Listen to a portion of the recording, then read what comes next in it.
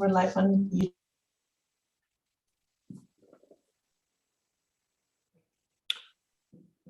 Okay, so we can start. My name is Igor Konkolewski from the Center for Historical Research of the Polish Academy of Sciences in Berlin. And I have a pleasure to chair the very last section of our conference. And the title of this session is Silent and Noisy Revolutions, Discourses on Reproduction in the Late 20th Century.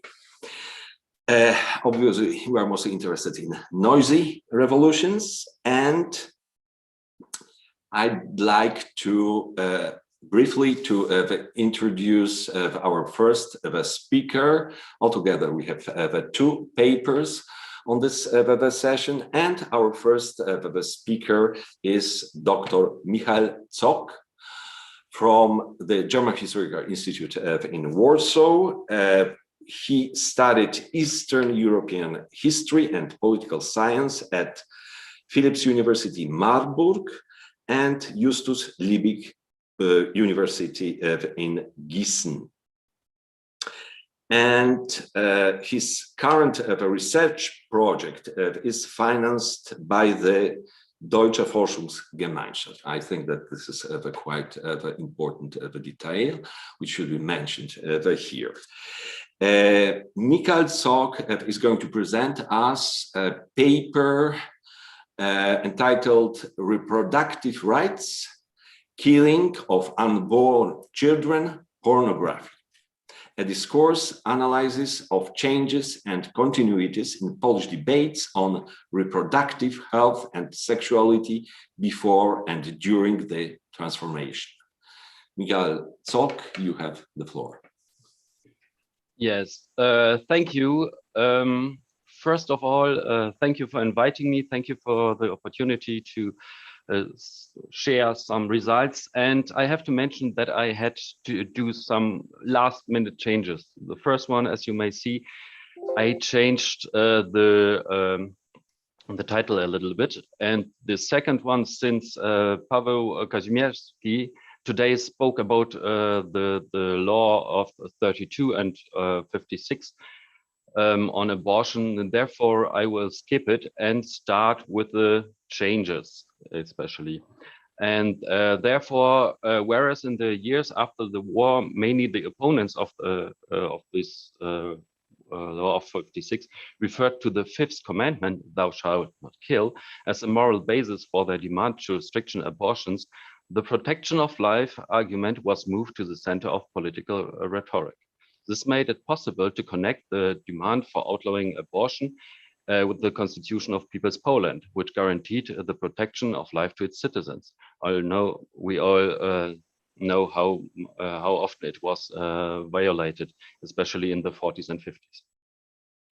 However, this is not the only change in discourse that happened from the 60s onwards. One central term was increasingly more and more important.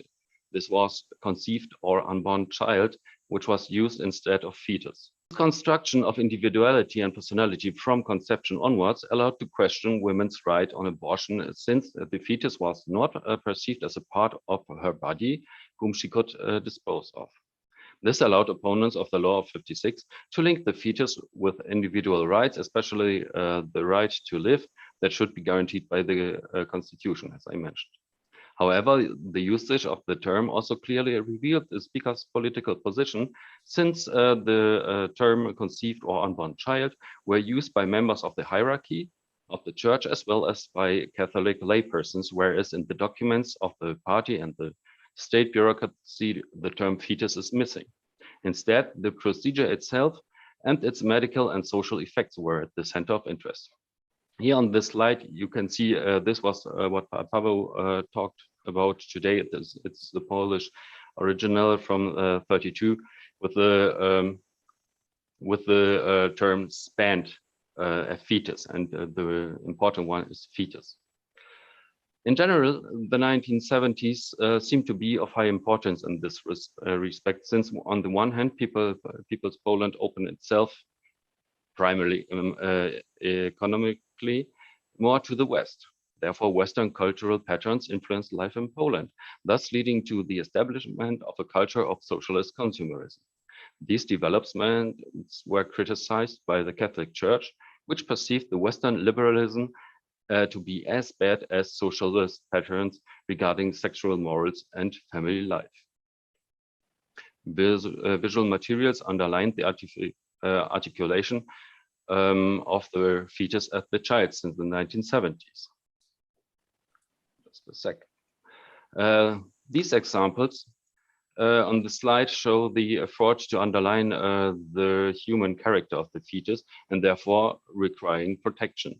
They also demonstrate the international links in this discourse, since the materials were taken from an Anglo-Saxon publication from the 1970s.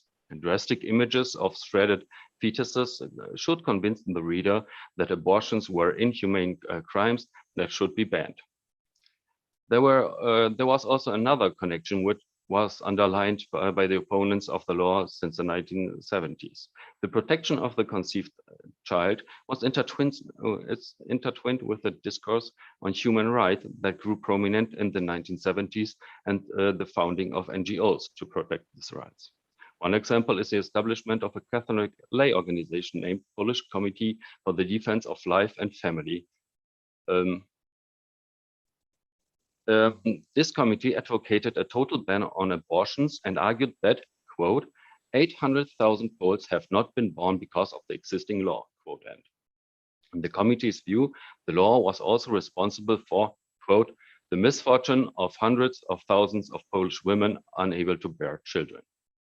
The opponents of the law of '56 even linked the discourse on human rights with the victims of the Second World War when they compared the procedures with Nazi mass atrocities during the war and stated the liberal law was as bad as the murdering of 6 million Poles. When the political struggles over a new law on abortion started in the 80s and 90s, this argumentative nexus was intensified. The clubs of Catholic intelligentsia, as an important actor on the opponent's side, referred to the United Nations resolution condemning genocide and equalized a liberal law on abortion with the genocide. And last, there was another main change in discourse. While the decades immediately after the war, the Fifth Commandment was central as the moral basis for the arguments to outlaw abortions or restrict them, scientific arguments became more and more important. One may argue that moral arguments alone did not convince people to stay away from these procedures, since the numbers of registered abortions remained at more than 100,000 per year almost throughout the whole communist period. Since the 1970s, also influenced by scientific advancement and improved medical equipment, the moment of conception was the major argument for banning terminations of pregnancies in the debates prior to the new law of 93. The supporters of a restrictive law or even an outlawing of abortion stated that, quote, it is not some person's personal belief that human life begins in the moment of conception. It is an acknowledged and confirmed fact, quote, and as Member of Parliament Jan Łopuszyński told the lower chamber the same during a session in summer 92. Here he referred to arguments already made in the resolutions of the clubs of Catholic intelligentsia from the 1980s, condemning abortion as injustice and murder with willful intent.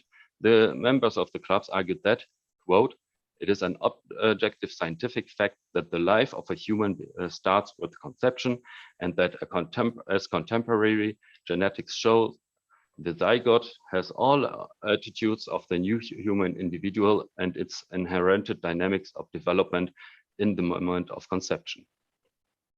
Finally, during the debate in January 93, when the Sejm passed the new restrictive law, scientific arguments and references to the Declaration of Human Rights were used to counter the accusations made by opponents of restrictions that the new restrictive law was motivated by religious beliefs. Instead, it was underlined that restrictions would protect women, since it would not be possible to have a procedure as easily as before. and thus would lead to a decrease in abortions. When we look at the wording of the law, we will see that the law of 93 follows the described rhetoric of the opponents of the liberal law. In yellow, I highlighted the use of the term fetus, while the term conceived child is highlighted in red. I think it speaks for itself. The 1980s and the 1990s were also a battlefield about another issue closely linked with reproductive behavior and morals, about pornography. This will be the second aspect I will concentrate on during my presentation. The above mentioned turn towards socialist consumerism also led to a liberalization in media, at least if the commonly uttered propaganda of success and the leadership of the party was not questioned. However, in the 1970s, also nightclubs and striptease, but also a new form of prostitution became more common, as Anna Dobrowolska shows. This all is linked to the new consumerist culture advocated by the party. Pornography became an issue especially and was closely linked with the demoralization of the youth that the party as well as the church tried to counter. On the one hand, the state bureaucracy was working on several draft laws to counter demoralization that was perceived to be closely linked with misuse of alcohol, a vagabond life, and was seen as a reason for social pathologies. On the other hand, the censorship was active in questioning content which their censors deemed to be inappropriate. Although the church authorities criticized that too much pornographic materials were left out and advocated for more censorship. However, the line between inappropriate and art remained unclear, as an example from the 1970s shows. In this special case, a group of readers naming themselves communists criticized the publication of a centerfold in a periodical as a symptom of, quote, fascist capitalist diversion, quote end. It was accused to control the Polish society through, quote, style and pornography, quote end. And the so-called communists saw the picture of a naked woman as an insult to Comrade Gierek and Comrade Brezhnev.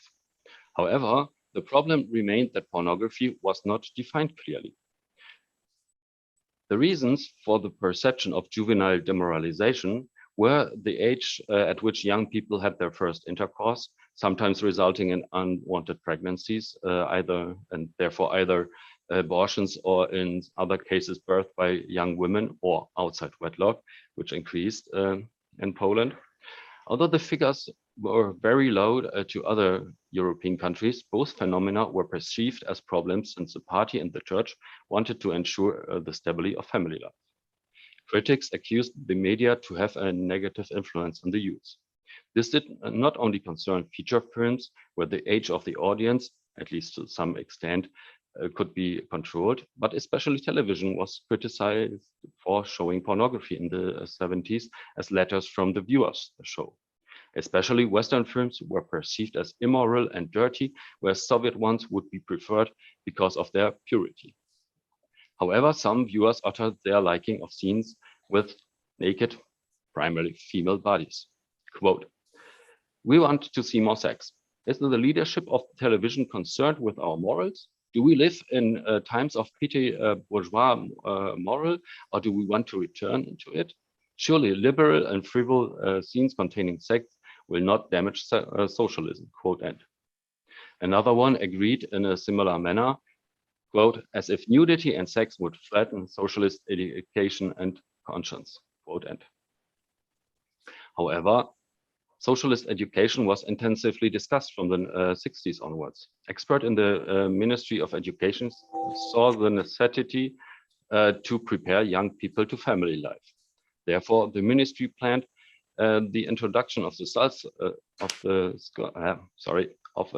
school subject, preparation for martial life or preparation for life in a socialist family. However, problems came up. Either there were no prepared materials for the teachers to use in class, or teachers able to teach this subject were lacking. Therefore, in the mid-70s, pupils in only 4,000 schools visited classes on this subject that was limited to 1 hour a week. The names as well as the content changed and were subject to debates in the 1970s and especially in the 1980s when the disputes escalated and sex education became one of many battlefields in a public conflict between liberals and conservatives. The nexus of sex education, demoralization, and pornography erupted because of the introduction of a manual for secondary schools in the late 1980s. Agnieszka Kościańska makes the book by Wiesław Sokołów, Dagmara Andziak, and Maria Tarwinska the starting point of her studies to see the elk. The handbook had to pass the normal review process ordered by the Ministry of Education, where the reviewers, the known sexologists Andrzej Jacewski and Mikołaj Kozakiewicz, criticized some problems in the first draft, especially the lack of emotional contextualization of sex. Still, the ministry finally approved the reversed edition. This led to, in modern words, a shitstorm. Not only did Catholic reviewers criticize the handbook to be a manual, quote, manual for masturbation, quote, end in public newspapers, and accused it to be pornographic because it described different sex positions and the possibility to change positions during intercourse.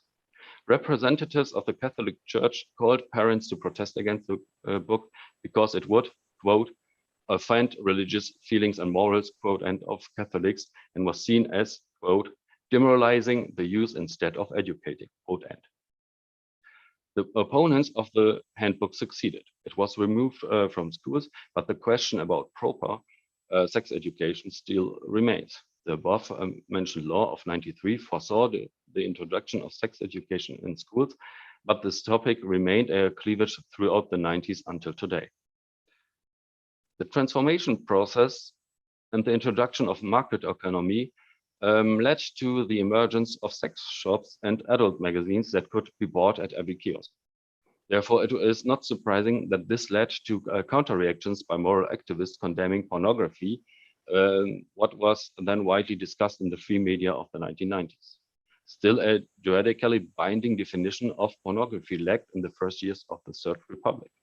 Nonetheless, different NGOs tried to outlaw the above-mentioned magazines, or at least had them removed from obvious places to be sold under the counter.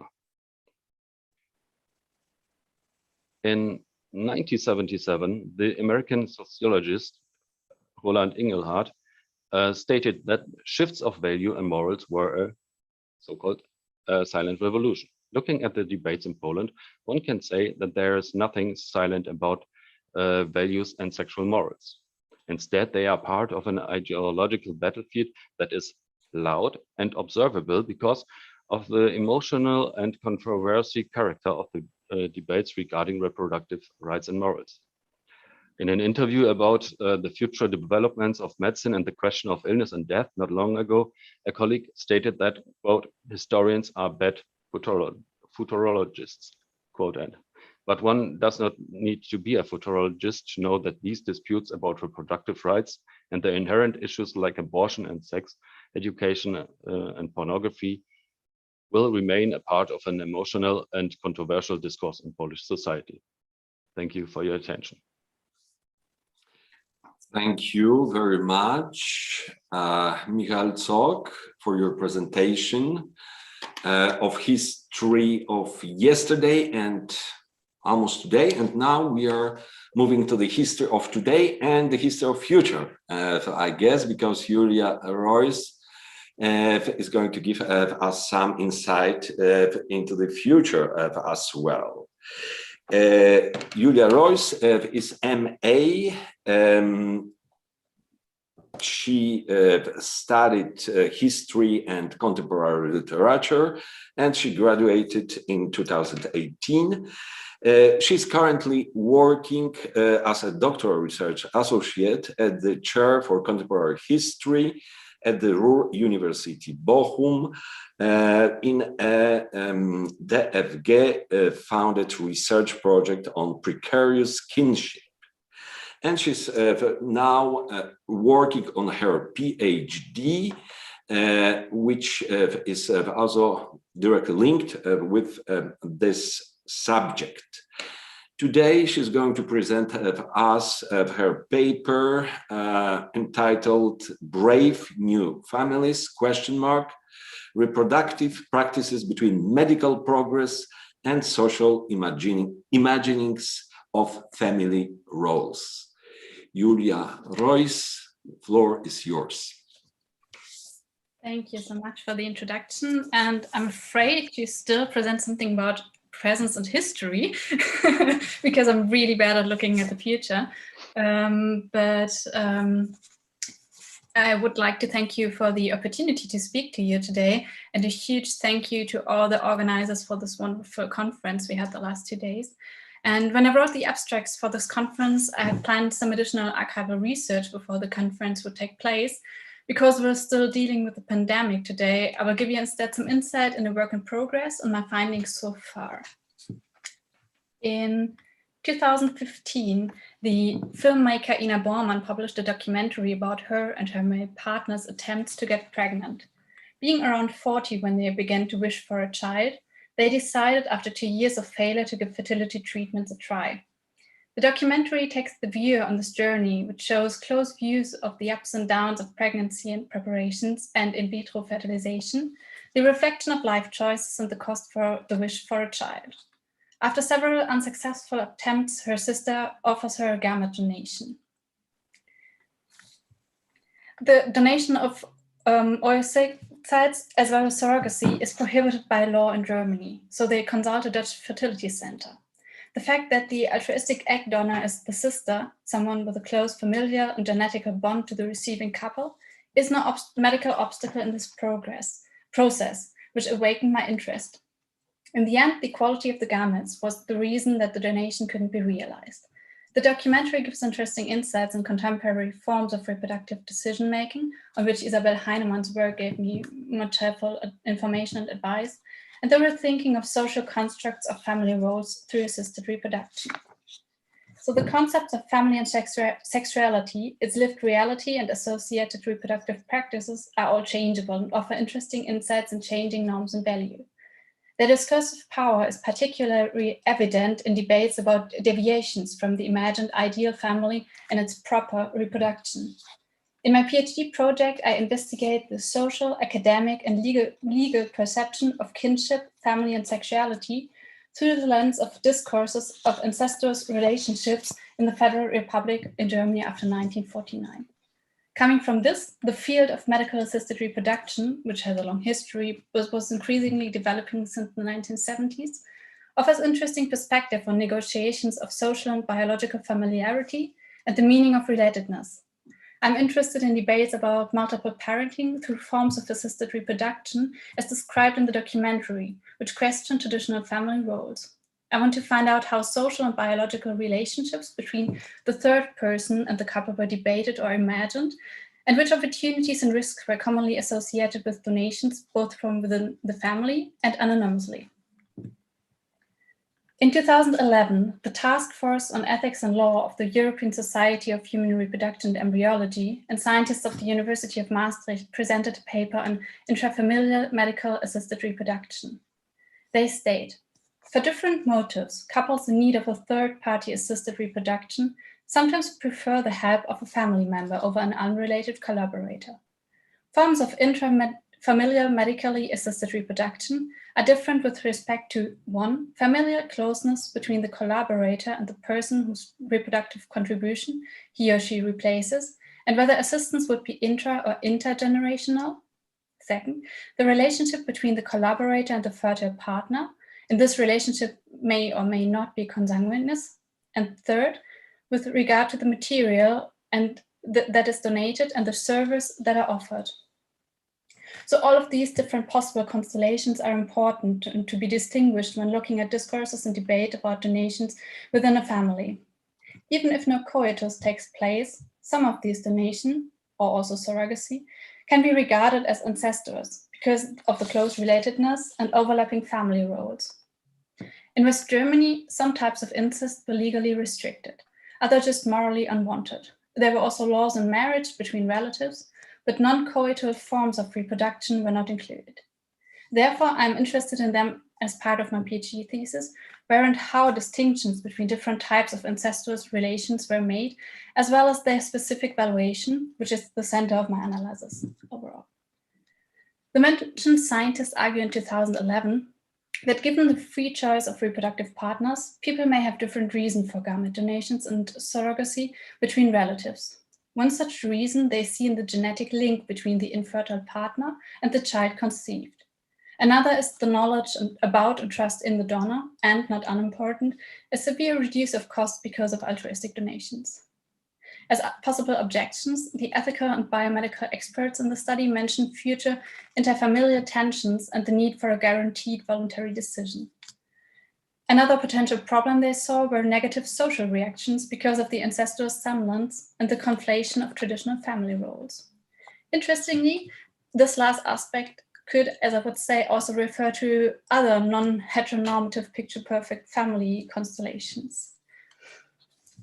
Intrafamilial donations are overall a rare phenomenon. Most cases in the mentioned paper is based on did not involve consanguinity, which means that the gamete itself were not from people which are genetically related, even if it seems to be otherwise. The example given is the following. An adult daughter donates eggs to her mother, whose new partner's sperm will be used to conceive the child. The constellation is close to the example given in the beginning of this paper, and the researcher conclude, I cite, these cases, although involving reproduction between genetically unrelated persons, may give the impression of first-degree consanguinity and incest, and may therefore be regarded as unacceptable. The question is whether these concerns are valid. On a closer look, there really is only a semblance of consanguinity in all cases, as no gametes of genetically related persons are used. This means that from the point of view of consanguinity prohibitions, these cases are not problematic. So this was the more contemporary context from which I started thinking about intrafamilial reproductive donations in context of incest debates. In my research, I'm interested to find out how this was discussed also in times when medical-assisted reproduction was rapidly developing and changing the existing forms of parentage and reproduction.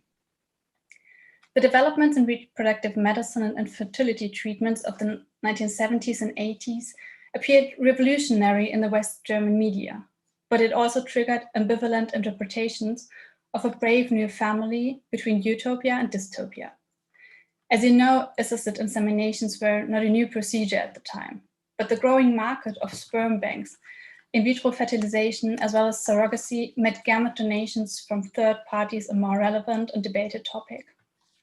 While almost everyone could generally agree that homolog inseminations, such as between the persons in the married couple, was tolerable, the donation of reproductive materials by third persons and surrogacy was often perceived as involving huge potential for conflict. It questioned the traditional forms of parenthood and reproduction.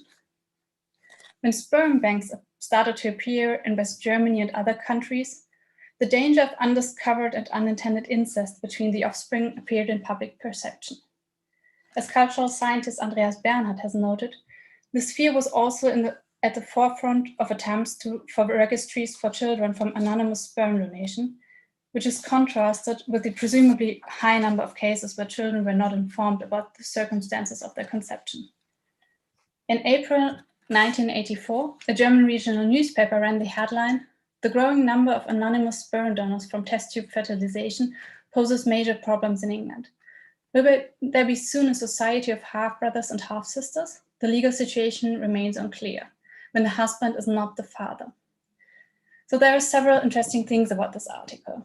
I have the impression that such fears are gladly problematized with examples from abroad. But this should not hide the fact that anonymous sperm donation exists in Germany as well. Among other things, the article discussed a limit of sperm donations per person so that there would not be too many unknown half-siblings living near a region. Although this article does not state it outright, other newspaper articles demand these regulations with the direct explanation of a fear of unconscious incest, connections between the offspring from anonymous sperm donation. Reproductive medicine experts and sperm banks rated this scenario as very unlikely, but persistent disputes arose about the risks of unknown kinship. Simultaneously, a positive aspect of anonymous sperm donation was seen in the absence of the third person in the forthcoming family life, which meant that if the couple didn't want anybody to know about the donation, it was easy to hide. So the absence of the genetic father was not seen as a problem. The legal situation of fatherhood helped here too. Every child born into a heterosexual marriage was initially regarded as the offspring of the husband.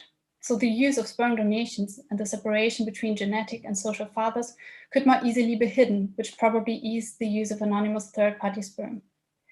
Here the question is if this made donations from family members less relevant or easier to hide. In addition, the newspaper article mentions that the procedure of semen transfer was so easy that some women achieved it without medical assistance at home, to dismay of the medical personnel. While this might be meant as an anecdote, other sources point in a similar direction. For example, a report of the newspaper Frankfurter Rundschau from 1993.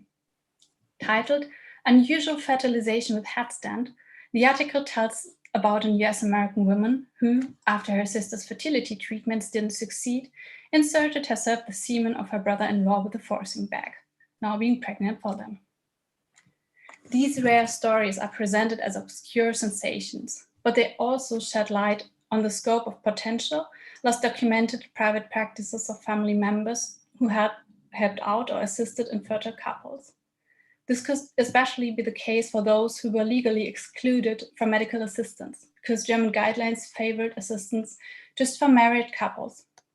I'm looking forward to hopefully find out more in my further research, but this is the direction I'm digging for. Due to the different social and biological valuations of motherhood and fatherhood, the possibilities of surrogacy and egg donation intensified and expanded the disputes about assisted reproduction from the 80s, with some surprising twist, I think. In 1978, the British physicians Robert Edwards and Patrick Steptoe revolutionized medically assisted reproduction with the first baby born after in vitro fertilization. But as Duncan Wilson has pointed out, Edwards argued against criticism that IVF was not an unnatural procedure, but instead a replicate of a natural process and helped infertile married couples in consent of existing family and gender norms. Nevertheless, IVF enabled the split up of motherhood through egg donations and surrogacy, with a surrogate mother not being genetically related with a baby, and this contested social and cultural depiction not only of family, but motherhood. From the newspapers I already analyzed, the mood in the German press was clearly biased against commercial surrogacy, and not only conservative or feminist positions fueled the criticism, although advocates, some medical experts, and others tried to change this with explanations on the procedures and reports about happy families. After the British Kim Cotton served as a paid surrogate mother for an American couple and gave birth in January 1985, the reports of the Business with Human Life led to heated and moralistic debates about surrogacy in the Federal Republic. At the same time, legal regulations were called for from various directions to protect the surrogate mother, the child, or even to prohibit the whole procedure. The German magazine Bunte, for example, reported indignantly on the commercial aspects of the birth of so-called baby cotton. The negative tone was supplemented by a side story about an American surrogate mother who had started an affair with a future father and thus destroyed the marriage. So the commercial baby business was firmly condemned. Quite remarkable, in the same article, the readers were informed about another family, accompanied by extensive illustrations with happy family snapshots. Annotated with, "Here the baby at least stays in the family, and for once there was no money involved," the Bunte reported about the French twin sisters Magali and Christine. The latter has given birth to a child for her sister and brother-in-law in May 1982 after artificial insemination. The article says about this, I quote, "really happy family. This miracle against nature arose from unselfish sisterly love. Money was never an issue." Perhaps this is precisely why public opinion has more and understanding for this fulfilled heart's desire of the twin sisters and their family. In any case, the Crozels do not perceive their actions as a violation of the moral principles of humanity and ethics. So this self-assessment was not questioned in the article, nor was the fact that the so-called public opinion was shaped by the tone and the presentation of this article. Here, the birth and surrendering of a child is depicted as a gift from one sister to the other, and contrasted with surrogate mothers who received an allowance. Interestingly, the allowance for sperm donation did not receive such a critique as far as I'm aware. This observation of differences would fit in the findings of sociologist Renee Ameling, who observed that in the American market of paid egg and sperm donors, as cite, egg donation is organized as a gift exchange, while sperm donation is likened to paid employment. In addition, I would argue here family closeness and altruistic motives were given a special role as an argument for surrogacy, also in contrary to the otherwise vehement discussions about the lack of biological motherhood in surrogacy or gamete donations. The fear of incest, triggered by unknown kinship ties in the case of anonymous sperm donations, is contrasted here with the deliberate and favored overlapping of genetic and social family roles. Apart from the non-sexual conception, the constellation in this case is similar to incest between people who were closely related by marriage, the so-called Verschwägerten incest in German, which was punishable as incest in Germany as late as 1974. The division of social and biological parenthood, which was seen problematic in other contexts, is subordinated at this point to happy family expansion and love. Although this position is quite a contrast to dominant incest discourses in Western Germany, it corresponds strongly with the evaluation of the European Society of Human Reproduction and Embryology 30 years later. Back in October 1988, the Frankfurter Rundschau was not quite as positive in a similar but intergenerational case. The headline stated, "Surrogate mother gave birth to her brother after test tube fertilization in Ruhr."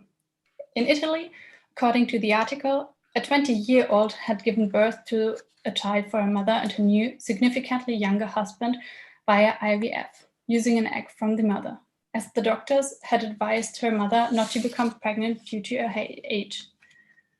The daughter agreed to serve as a surrogate mother. Again, altruistic motives within the family seem to be present here. Unlike the French sisters, however, this constellation was met with greater distrust.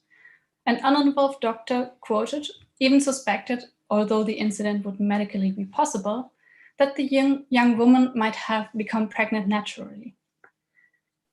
Here it becomes clear that the evaluation of family relationships, especially incestuous ones, is and was very much dependent on surrounding factors, in this case, gender and age.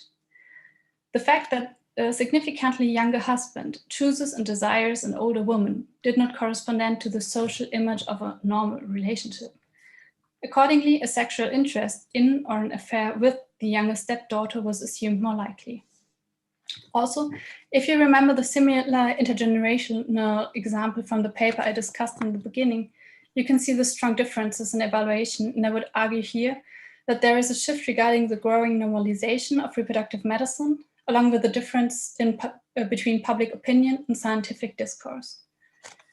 So far, such report of gamete donations or surrogate within a family appear in my corpus of newspaper articles from 1958 to 1998, not in large numbers, but nevertheless with surprising regularity.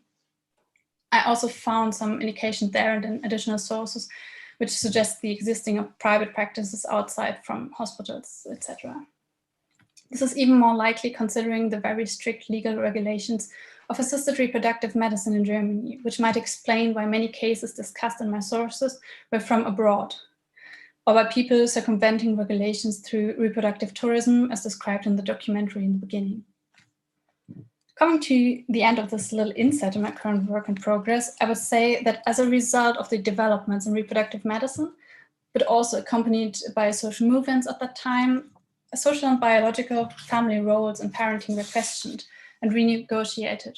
While anonymous sperm donations on one hand made it possible to keep the separate paternity secret, invisible kinship ties triggered fears of undetected incest between offspring. Incestuous aspects were not central in the debates of egg donations and surrogacy within the family.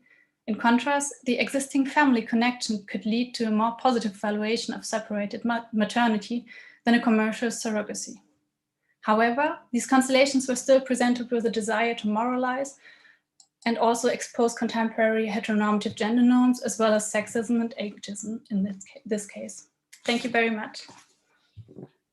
Thank you, Julia Reus, for your presentation. And now we're coming to a discussion, and we've got already 2 questions, but let me ask first questions to both of you. So first to Michal Weweczok. Well, I'm just curious about more comparatist approach to the issue of abortion in Poland versus, don't be surprised, the US, especially as far as the surveys of the public opinion are concerned. You referred to Ronald Ingenhardt and to his notion silent revolution, but when we are following the developments in the United States at the end of the 19th century, and especially nowadays, the debates on the issues you touch upon in your paper produce a lot of noise. They weren't silent revolutions at all. And there's something amazing if we are just comparing the polls in Poland 2020 and in the United States 2019, we have to do with a very similar split as far as the public opinion and its approach to the mostly to the problem of abortion is concerned. 48% those who support abortion in the state, and 48% of the enemies, though among them 20% have this more radical approach, and they say that abortion should be illegal in all circumstances. And this is very similar to the data, as far as I know, from the polls in Poland. At the end of the first decennium of our century and from the fall 2020, during the very loud, so to say, demonstrations on the streets in Warsaw and other Polish towns. So you mentioned this in your abstract, at least, that you took approach of Foucauldian discourse analysis. But what about the statistics? What about the surveys and polls? This is my question to you. And the same question goes to Julia. Are there any polls on the issues you presented us in your paper? And perhaps one more question to Julia. You focus on West Germany. And what about the East? So far from me, and then I will go to the questions asked by the audience. Okay, so perhaps Michal as first. Not ladies first. Okay, it is. Thank you for the question. Okay, first of all, this comparatist approach. Of course, we heard yesterday already that this whole reproductive rights discourse is a transnational phenomenon. The US, I would say, is not there are other more important references, especially in the early 90s. For example, Ireland. The Republic of Ireland had a referendum in '83 where the protection of the unborn life was amended into the constitution of the Republic. And of course, there were voices in Poland who wanted the same, who wanted, if you want to say, we are as Catholic as the Republic of Ireland. On the other hand, we have some draft bills, especially from the centrist parties and from the left, who argued in favor of a German solution. That means the first 12 weeks with a mandatory talk with a doctor and so on. That was all discussed, and I would say it is a highly transnational phenomena, because also the opponents in the 70s and the 60s, they were referring in Poland, like the clubs of Catholic intelligentsia, they were referring to Catholic organizations and doctors in France, in Italy, in Great Britain, in the US, of course. This one publication I showed you at the beginning, the text is mainly, all the photos were taken from Anglo-Saxon publications. Great Britain is therefore was in Europe one of the main one of the big references for opponents of the liberal law. And statistics and polls, of course, I tried to we have this discourse, and what does the Polish people actually do? Because that is, I find this is also the most striking, most fascinating, and most complicated matter, because you have this Catholic society. And as I mentioned, abortions were high throughout communist Poland. So isn't the Polish society as Catholic as it wanted to be, as the hierarchy wanted also to be? It's the same problem with Ireland. Therefore, my overall project is a comparison between Ireland and Poland, because both are Catholic states. And in both, what does it mean to be as a Catholic society if large amounts of the people don't listen or don't care about Catholic teaching? So that's also my main question in this whole research project. Thank you.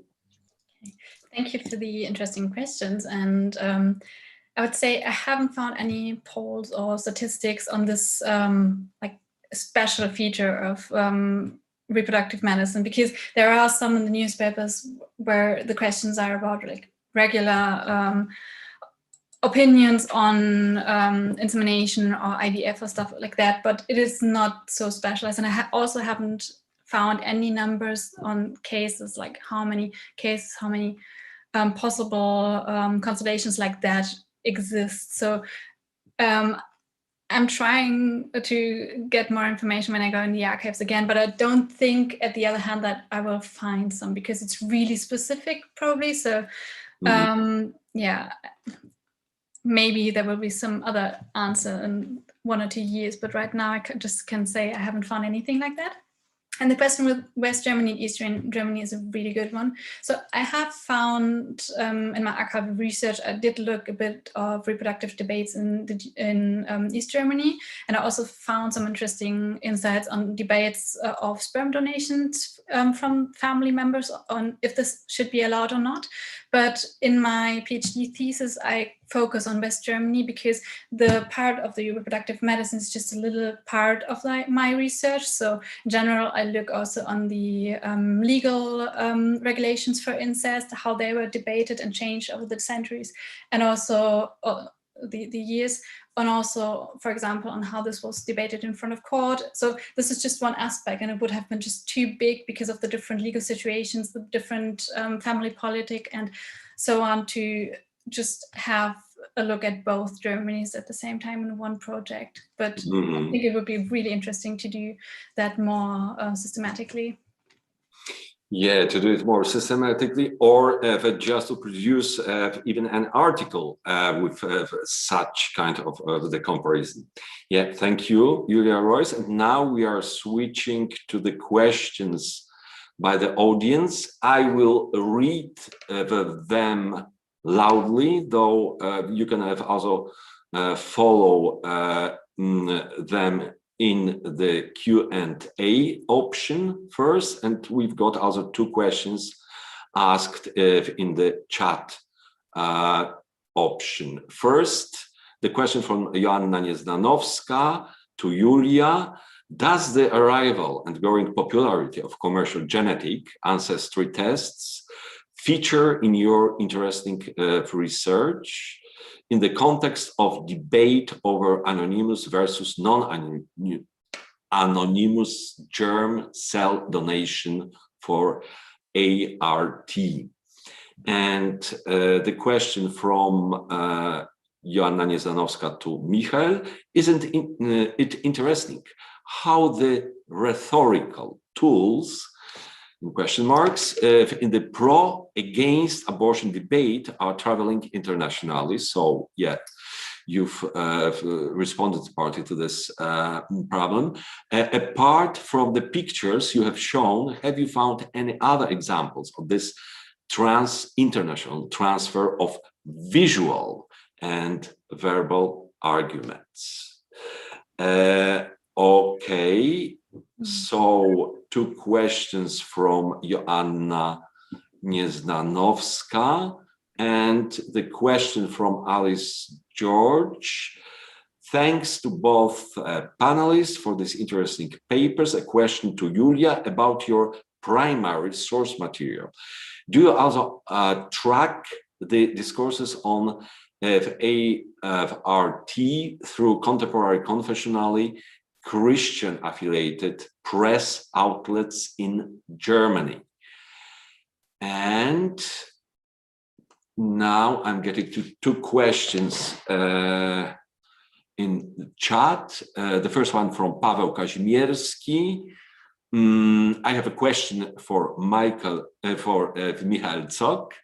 Did the introduction of the term unborn child in the 1993 Abortion Act greatly contribute to the popularization of this term in public debate, or was it just a legal example of a paradigm shift that had occurred earlier? Question mark. And then something in German from Fritz, but it's Dross, but it's not relevant for all of us. And Fritz again, I'm not convinced that this is a confessional question, as for example, in the US, anti-abortionists are mostly Protestant.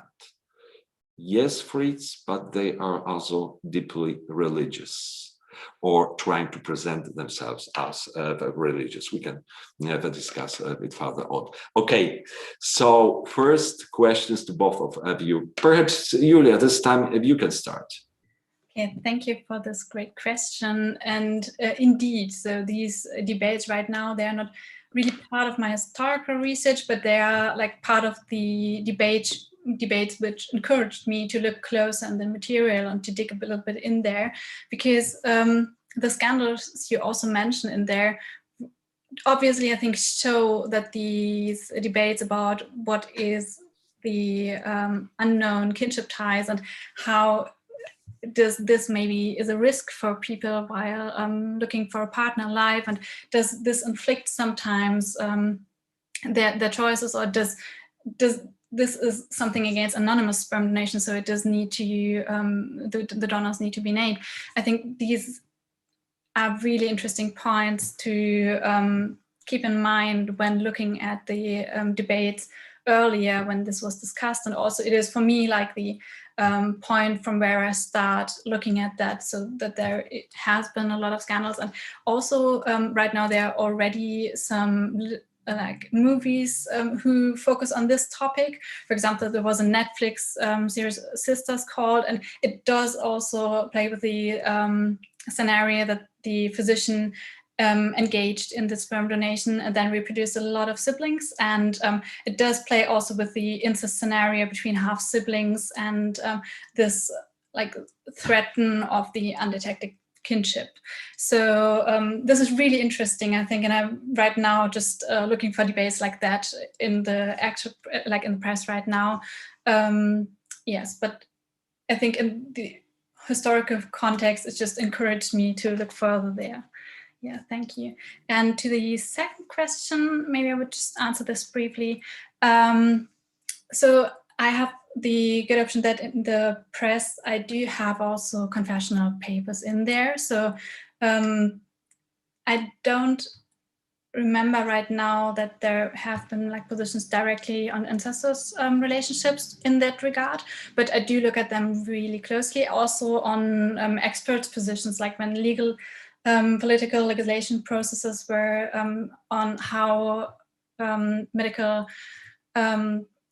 the new medical possibilities should be regulated. There has also been like expert knowledge brought in from physicians, from church representatives and so on, and I will look at them, and partly I have had a look at them at the archives, but this has been stopped by the pandemic, so I will look at this closely in the future, I hope.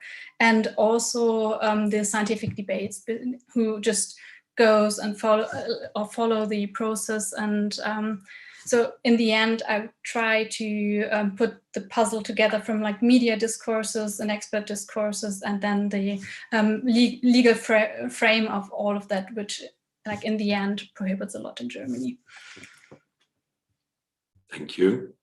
Michal? Yes, first, thank you for the questions. I will try to answer them briefly. Yes, there are, I think, what we can see is that there are some waves of, let's say, internationalization of Polish media or of this discourse, and it's especially also from the I found materials from the 90s where I think it was Italian visual materials were used to be sent, to translated and be sent to members of parliament to influence their decision or in this during the debates and during the 93 law. Therefore, of course, it is a vast amount, especially from other, and that's maybe most important. The opponents have links to Western societies. Then that are the strongest links. So that, for example, for them, the Soviet Union is not, of course, because there was a liberal law on abortion, the Soviet Union is not the point of reference. If the introduction was a contribution, I would say it was a result of a long-term discourse forced by the pro-life movement. Basically, as I told you, the hierarchy and this Catholic lay organizations like the clubs of Catholic intelligentsia. And I would say the most important thing I would say is that in the 80s, we have this shift, of course. We have this massive moral shift of power in the 80s, where the Catholic Church is becoming more and more important. And therefore, for example, only last week, I found documents from the PRON, the patriotic movement for the rebirth of the fatherland, where they adopted the conceived child and did not stress fetus. And so there was, in the 80s, there was also this shift and this massive influence of this, let's say, pro-life argumentation, even in the state bureaucracy. And therefore, this, I would say that the law of 93 is the result.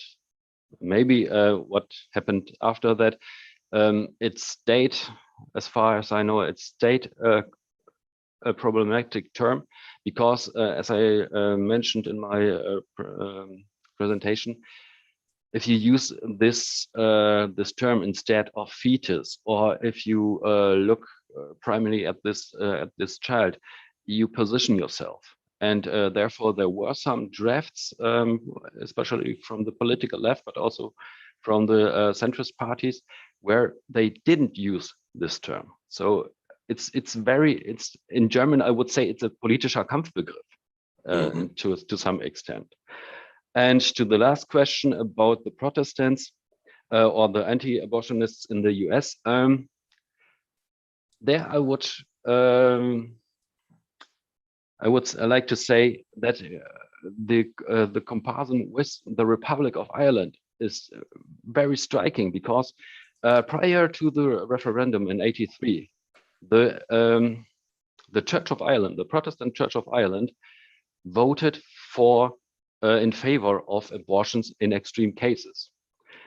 In the 90s in Poland, the Protestant Church was against abortions at all costs. Therefore, you see this difference. And of course, the anti-abortionists in the United States are religious. They refer to the natural law, and the natural law is given by God and is therefore has the higher priority than positive law. It's the same.